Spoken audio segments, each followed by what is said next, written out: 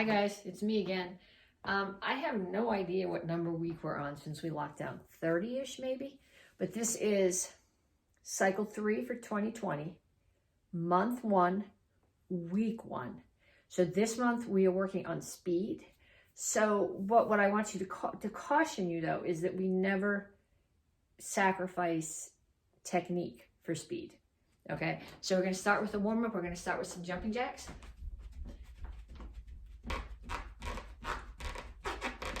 You can do regular jacks if you want. My shoulders just like this sort better.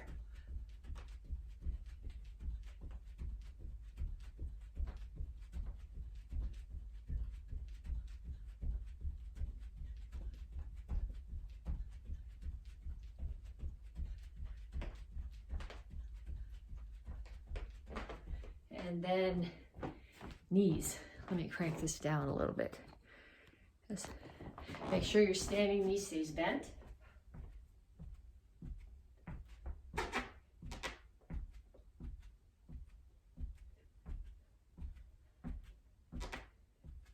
Other side.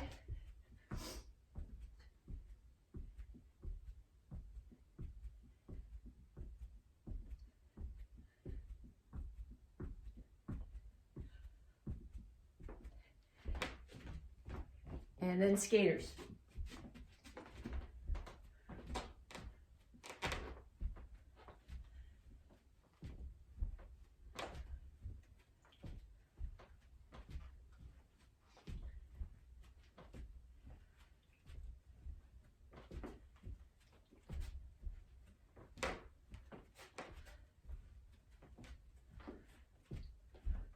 And kicks. Front, side, back.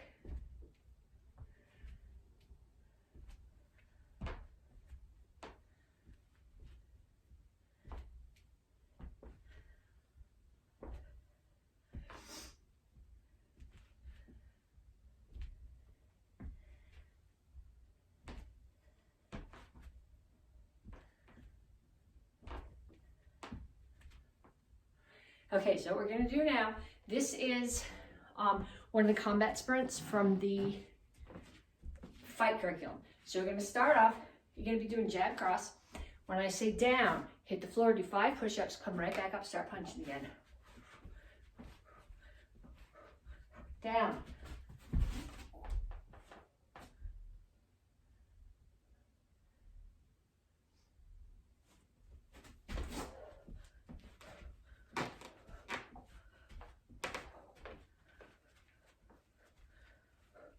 Down.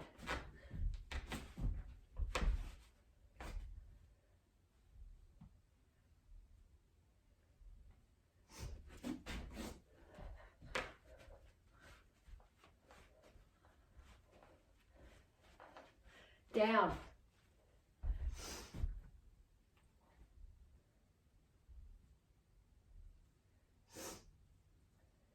And back to the beginning.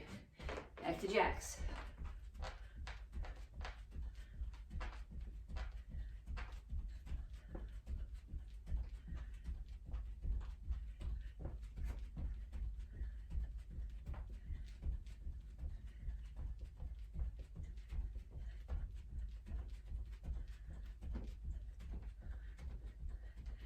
And knees.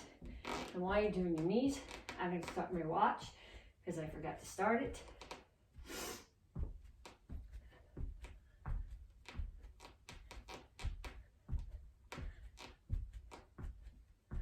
Other side.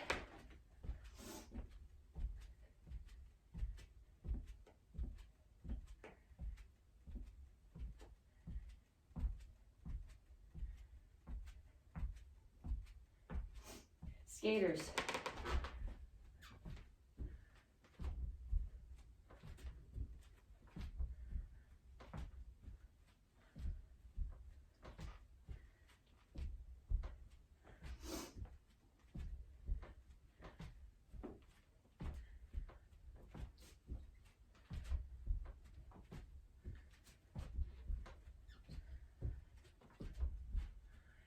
And kicks, front, side, back.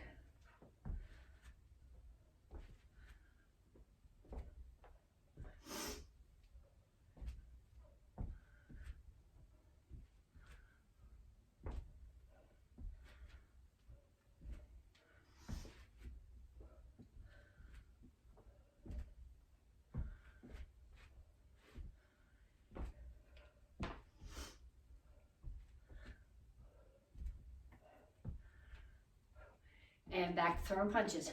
When I say down, hit the floor, 5 push-ups. Down.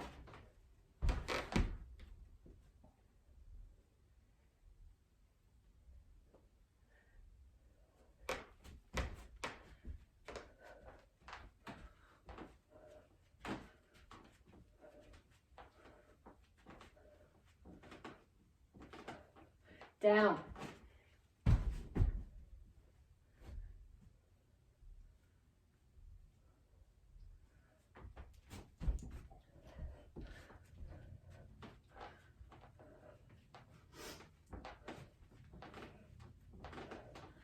Down.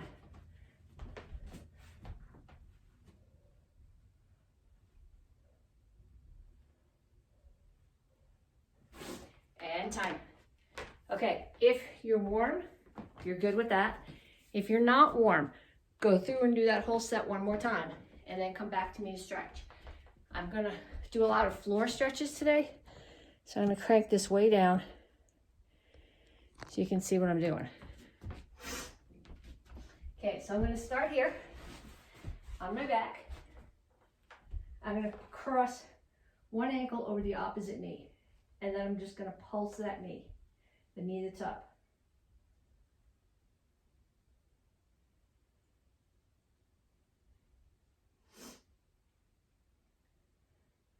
And then I'm gonna take my hands and I'm gonna grab behind the hamstring of my other foot.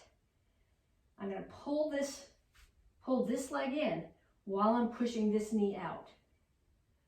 You should feel this stretch primarily here in the leg that the knee is up.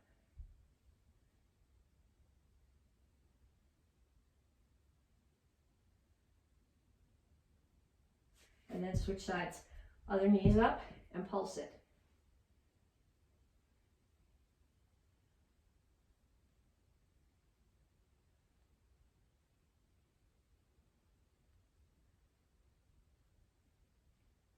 Right behind this leg, pull this leg in, push that knee open.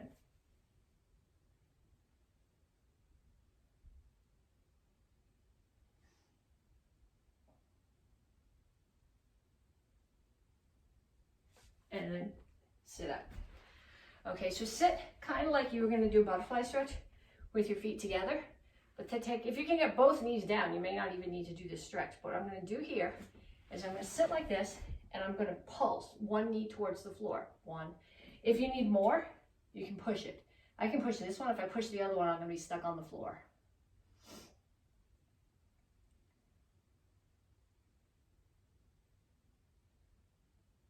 And then the other side.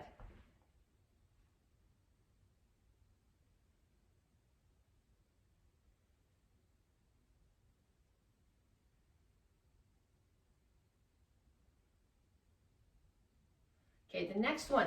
This is a variation of a yoga pose called pigeon. Ideally, when you do this, you want this foot so that your knee's at a 90-degree angle, and then to come up onto the other leg. I can't hold a 90-degree angle when I come up. My hips are way too tight for that, but you want to come here. Ideally, you would have a 90-degree angle here, and straight on, you would have your butt on the floor. Okay, so what I'm doing with this, 2 stretches that I'm doing here. I'm here, and one I'm going to lean forward.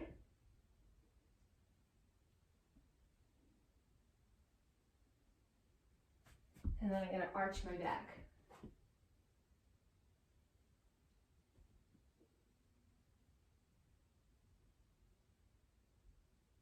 Then you're going to do the same thing on the other side. Foot in. Ideally, you have a 90-degree angle in this knee. Mine's nowhere near there. You're straight on, lean down.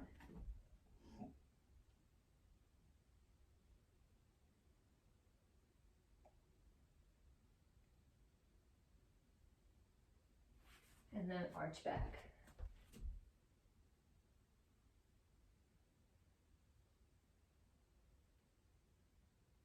Okay, so now you're going to come to child's pose, which I think it's called that because it's how babies sleep. You sit here on your heels. you're reaching your hands forward. It looks like a resting pose, but it's really not. You're reaching your hands forward as far as they'll go. You're pushing your butt back as far as it will go, and you're pushing your chest down toward the floor.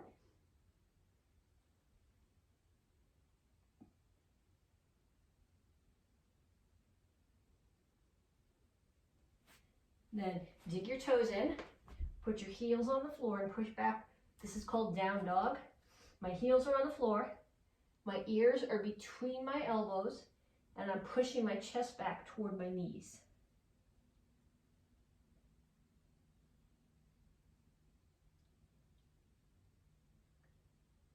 And then I push back into a squat. So when you're in your squat here, ideally, your heels are on the floor. Rock back and forth a little bit. And put your hands on the floor and straighten out your legs. And up. Okay, so I can crank this a little way back up again, I think. Okay, so we're gonna start off with some lunges. Okay, I'm gonna go through this set once. Ideally, you should do it 2 or 3 times. Either do it 2 or 3 times now, or when you get to the end of the video, go back and do the set again. But you probably won't do it, so it's better if you do it now.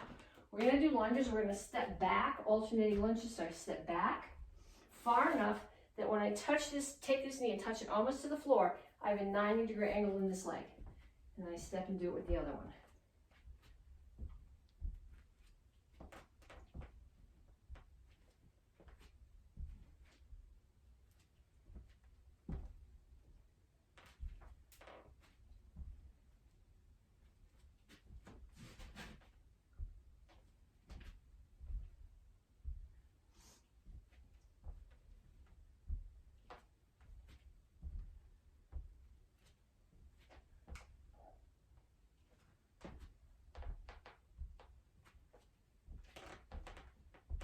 Okay, next one is sit-ups, but these are different sit-ups than what we normally do.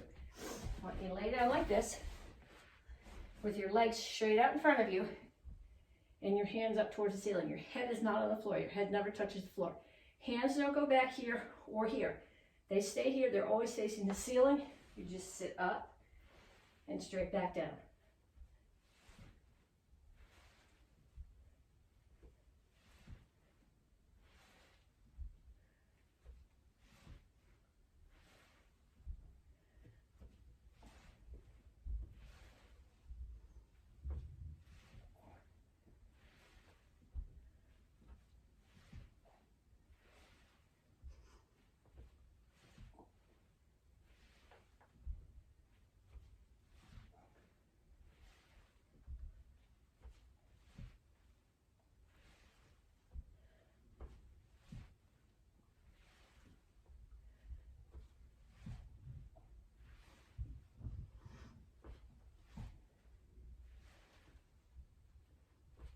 Okay, and the last one that we're going to do is dips.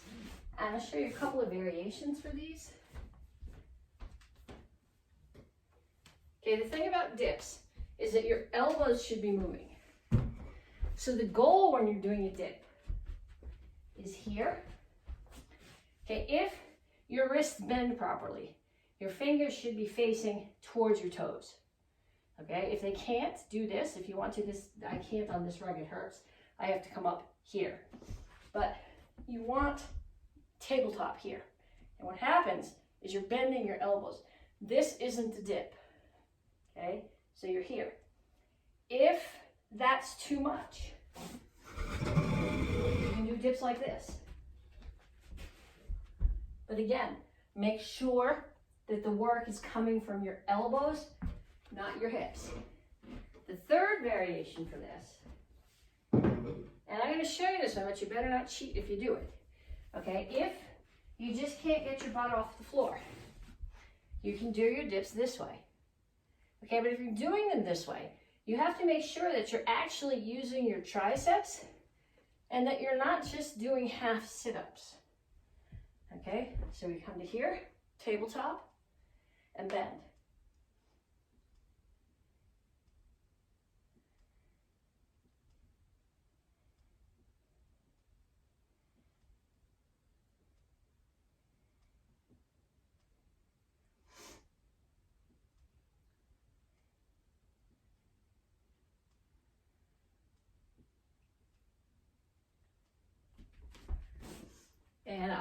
And like I said, you should do that whole set one more time. Okay, so this whole month, we're working on speed. This week, we're working on reaction speed. Okay, so if you take class from me, especially red belt kids, and I say, what does reaction speed mean? I don't want you to say how fast you react to something. That's not a definition that your teacher at school would let you get away with. It is the response, how quickly you can respond to something that happens to you. Okay, so what I'd really like you to do is find somebody in your house to play the slack game with. Okay, so one person puts their hands like this, and the other one puts their hands on top. So the hands look like this.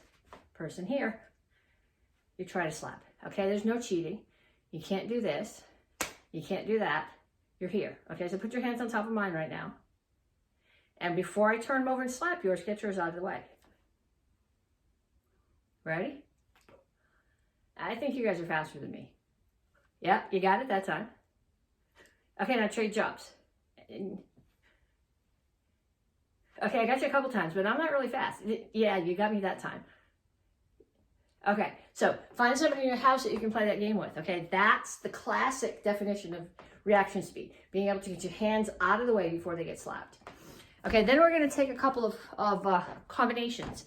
These would be good sparring combinations that we can, or combinations that come out of the forms that we can put together that when they're done in response to something that's done to you, you can do back. So the first one that we're going to start with, it's actually two techniques. The first one is a side kick. So I'm here, side kick 1, 2, 3, 4, 5.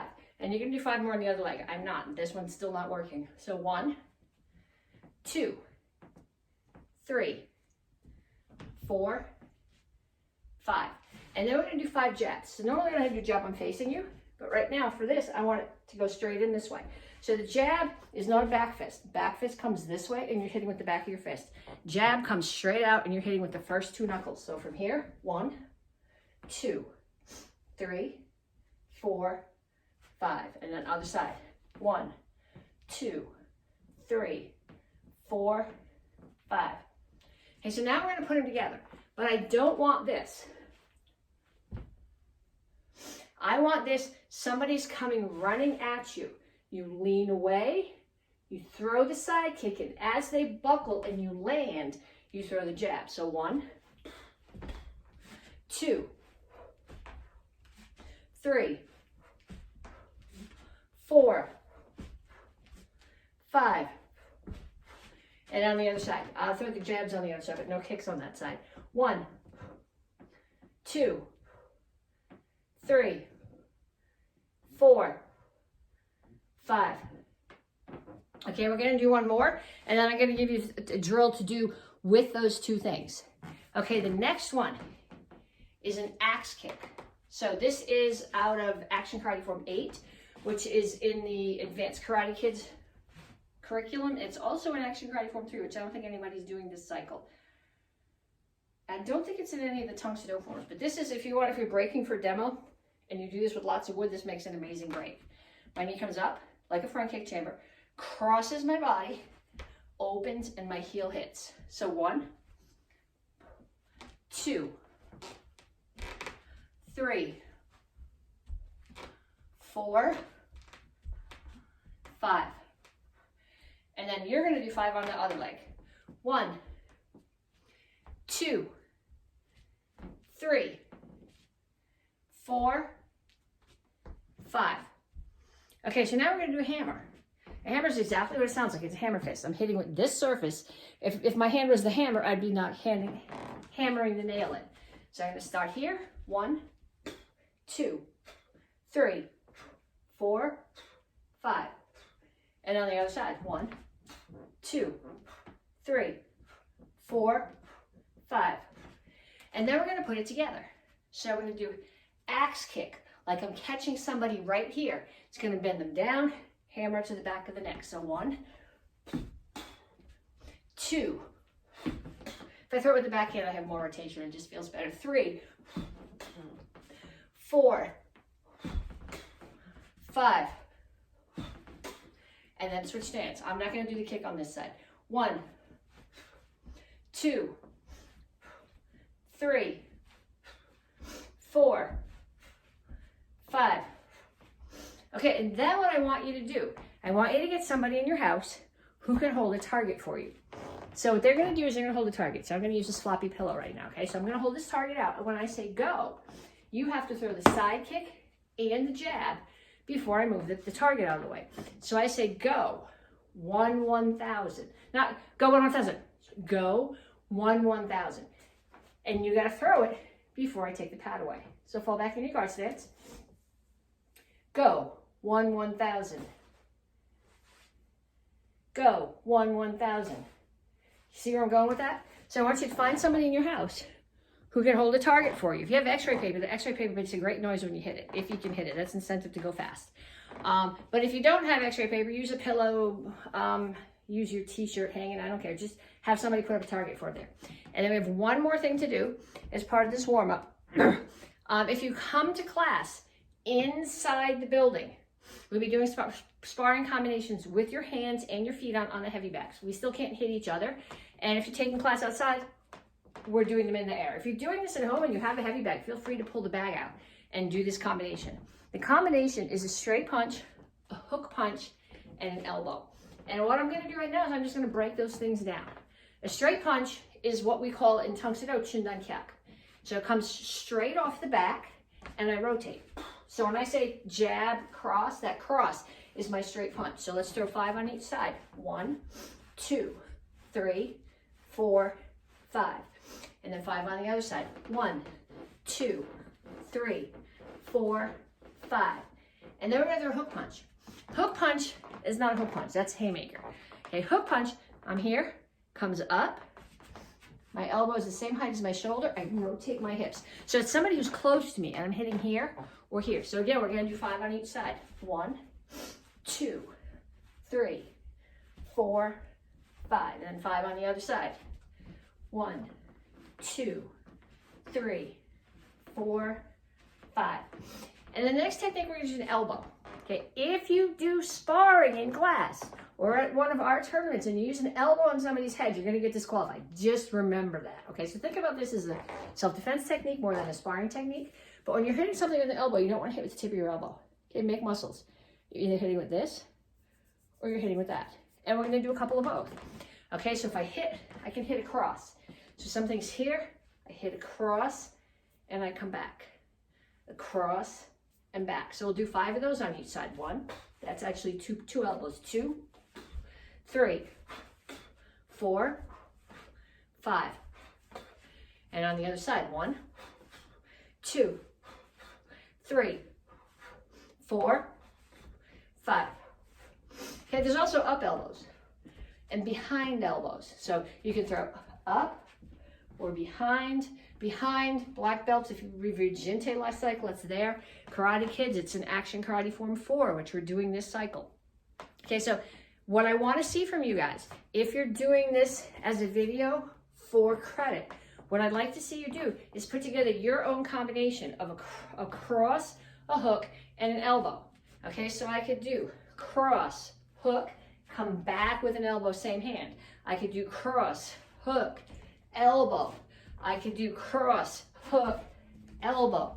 Okay, so I want you to come up with 3 different combinations that use a cross, a hook, and an elbow. Videotape that and send that to me. And then go get a drink if you need to, and then come on back and we'll get on with the rest of class. Okay, y'all warmed up, you stretched, you're ready for class. So you know that this month you're getting your stripe for speed, and the star is for the student creed. So first part of the student creed, I must develop myself in a positive manner and avoid anything that could reduce my mental growth or physical health. So I want you to tell your parents one thing that you could do that would impact your physical health poorly, and one that would impact your mental health poorly, and then one thing you could do positive for your physical health, and one thing you could do positive for your mental health. Okay, so I want you to tell those to your parents. If you want to either tell me in your video or write them down and show me in your video, that would be even better. Okay, but we're going to start. Your guys' self-defense this cycle is actually right out of Action Karate Form 4. So we're going to start off with reviewing Action Karate Form 4, and then we're going to break down Star Block Set. So we start here, we say Action Karate Form 4. No, that's Action Karate Form 3, sorry. I was focusing on the elbows. Action Karate Form 4. Chop, punch, spear, crescent kick. Chop, punch, spear. This one's not kicking really high. Crescent kick. Low block, punch. Notice when I punch, I turn to a front stance. I'm not throwing the punch here. 1, and that hand only goes as high as you can kick. 2. So on the other side, I can't kick very high, so it's going to be way down here. 3. And there's your elbows that we talked about. And then Star Block Set. Up, in, out, touch down, back, push down, and set. Okay, so save that for a minute, okay? And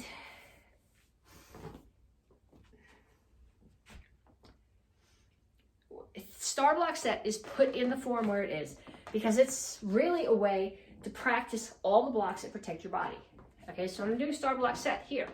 I'm protecting my head from something coming over the top. I'm also attacking. Okay, I could be coming up with my fist or my forearm under the chin. In. Somebody's throwing a punch at me from there. Okay, I get my head out of the way and I'm blocking. Somebody's throwing a punch at me from there. I block. Touch is really a chamber. Touch down. Okay, so someone's trying to kick my knee. I can get my foot out of the way if I want to when I do that, like we do in Action Karate Form 2, but I'm blocking. And then back is technically the chamber for push down. Okay, so somebody's coming at me with a knee, and I'm going to step in and push down onto the knee this way. So this is the chamber for it, but it's also in its own right an elbow, like the elbow that we practiced in the warm-up. Okay, so we're going to start here. We're going to do Star Block Set. We're going to do left hand. I'll do right hand first because I'm married to you. You're going to do left hand and then right hand and then both times. You got to be in a horse stance when you do this.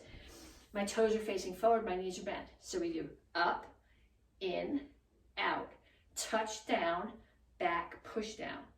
And then the other side, up, in, out, touch down, back, push down. Then we do both hands together. Up, in, out, touch down, back, push down. Now you should still be in a horse stance. If your knees got straighter as you went, do it again. Do it a couple more times. Okay, then what I want you to do is I want you to stand here in your horse stance, knees bent, put your hands here. And I'm going to call out what defense I want. I don't care which hand you do it with right now. So if I say up, you're going to go there. If I say touch down, you're going to go there. If I say out, you go there. Okay, you ready? Up, out, in, push down, up, touch down, push down. Okay, so you're going with that? So I'm going to call out the strike, the defenses, not really the strikes. And you're going to do the appropriate block. So in your horse stance, hands are here to start.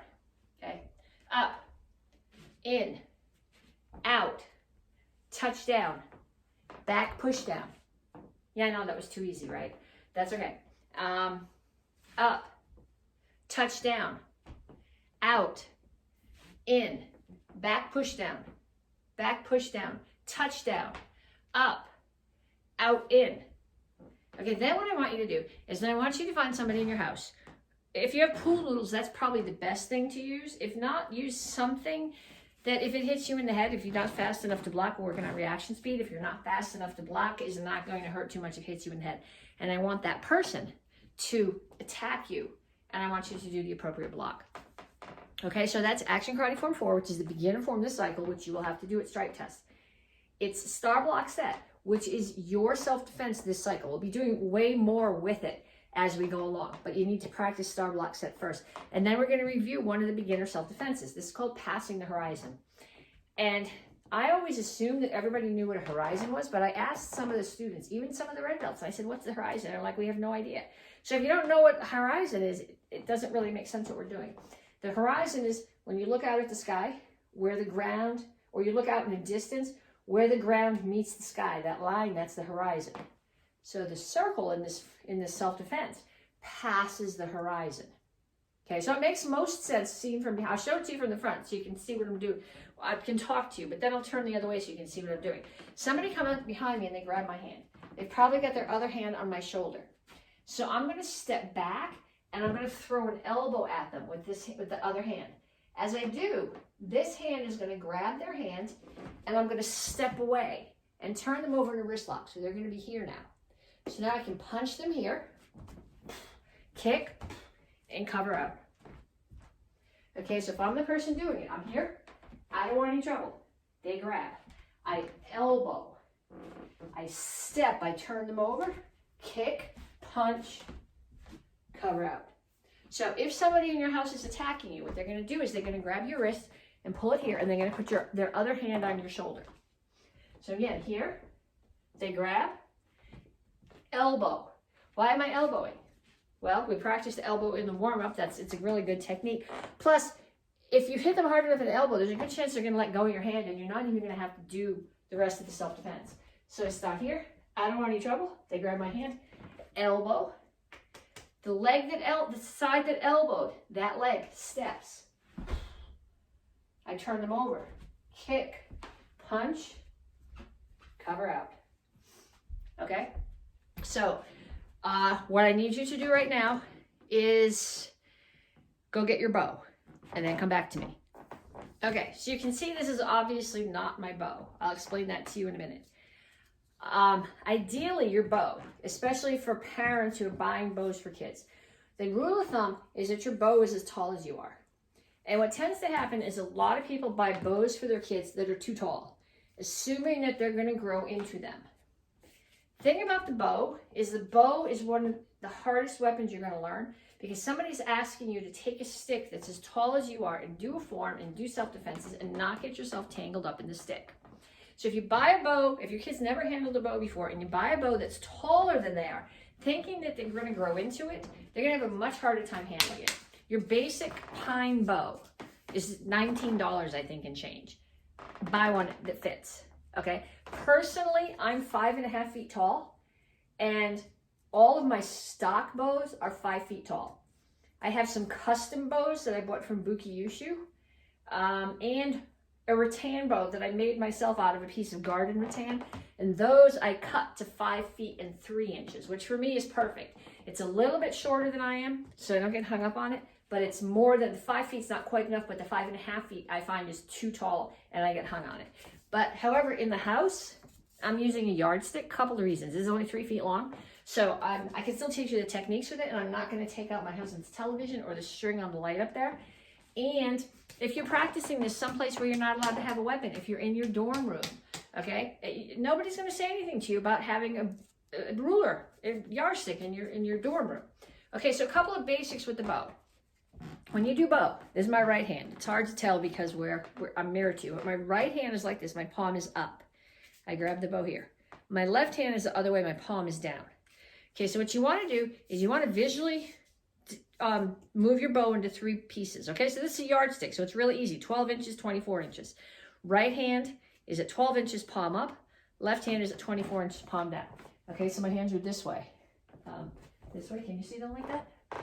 Okay, so right one is palm facing the ceiling. Left one is palm facing down. They're gonna start here on my hip. Back hand is on the hip. Front one is out here. I'm gonna strike high, high. I'm not going to strike hard because if I do that with the yardstick, I'm going to break it. And I kind of like it, and I don't really feel like having to go to Home Depot during a pandemic to get another one. So I'm going to strike here. Bow would be a little over a foot longer at each end. So what I'm hitting is I'm hitting somebody in the side of the head. So I'm going to strike high, high, high, high, high, high, high, high. Then I'm going to strike middle. Okay, when I'm striking middle, I'm hitting somebody in the ribs. And then low. In which case, I'm hitting it on the outside of the knee. So if you're facing the same direction as I am, I'm going high, high, middle, middle, low, low. High, middle, low. Okay, so we're gonna say high is 1, middle is 2, low is 3. 1, 2, 3. 1, 2, 3. Okay, then I'm going to call out a number. You're going to start here with your bow here. If I call out 1, you're going to strike high. If I call out 2, you're going to strike middle. And if I call out 3, you're going to strike low. Okay, so 1. Now I'm not doing it. I want you to do it. 3, 2, 3, 1, 1, 3, 2. Okay, you got that? Now I'm going to show you the first move of the form, which is essentially just a high strike. Okay, so I'm going to show you facing you, and then I'll turn around and give you my back so you can see what I'm doing. I start here. When I do chimbi with my bow, it's like right hand up, left hand down, chimbi, chetty up, or ready, set, courtesy. Okay, then I'm going to face off to that corner. I'm going to bring my bow up. I'm pointing towards the target. My left hand, palm up, comes underneath, grabs at the third. I pull it back to my shoulder, and I step forward, and I do that one high strike. So I come here, bow comes up, I'm pointing towards my target, reach under, pull it back to my shoulders, step to shingle chassis or front stance in that corner, and it's a high strike. It's the same strike that we did here, high, high. Okay, so ready, set, courtesy. Point towards the corner, reach underneath, pull it back to your shoulder, and strike high. Okay, so I want you guys to practice that. If you have a bow that's a good height for you and a place where you can practice with your bow, that's great. Practice that way. If you don't, use your yardstick, use your screamer stick. Hey, screamer stick is essentially just a short bow. Okay, I've practiced my bow form plenty of places with my screamer stick. This is much shorter and you're not going to hit anything. And I will talk to you guys next week.